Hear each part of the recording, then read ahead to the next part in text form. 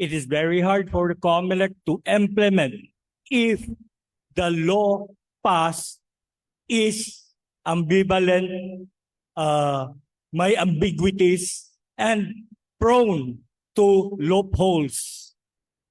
Yan ang mahirap.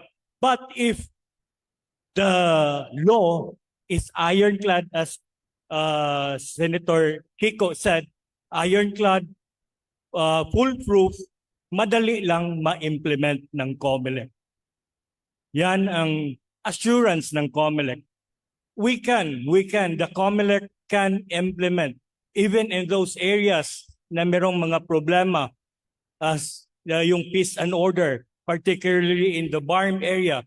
We can implement as long as we have ironclad law and with the help of all the government agencies around, particularly the PNP, the armed forces, the COMELEC can implement the law. I love that confidence on the part of the COMELEC. And I guess it means the ball is really in the court of Congress to craft that ironclad, loophole-free, and impactful law. We also must have a COMELEC that has political will. Because the issue, for example, of vote buying is against the law. And COMELEC is charged to execute the law and disqualify those who are involved in vote buying. So political will is also required.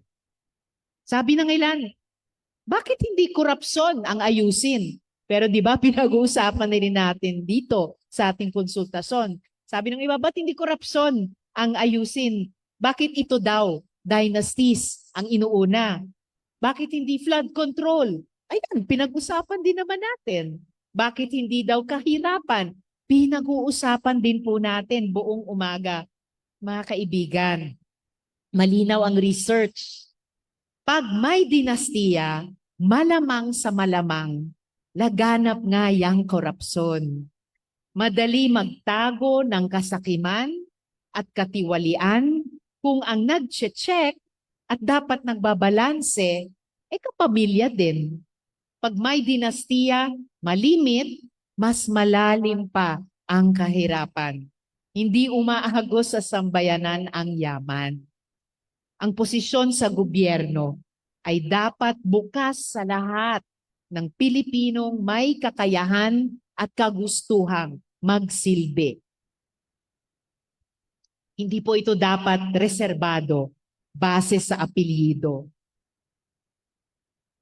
By passing this bill, we are also moving one step towards solving those problems of corruption, poverty, and inequality.